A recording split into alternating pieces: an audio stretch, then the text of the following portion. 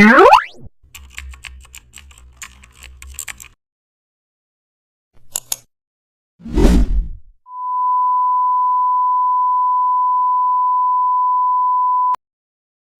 back to the channel. Don't forget to like, share and subscribe for more updates.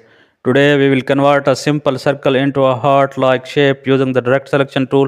Start by drawing a perfect circle. Now activate the direct selection tool to reveal its angles. Click the top anchor, drag it downward slightly. Next pull the left and right anchors outward. Now adjust their handles to form the rounded top ridges. Drag the bottom anchors downward to elongate the points. Pull its handles inward for a crisp trapped shape. Go back and refine the top curves until both sides match. Ensure symmetry by comparing left and right arcs. Tweaks the handle for smoother transition and also adjust points subtly until the heart shape forms naturally. Look at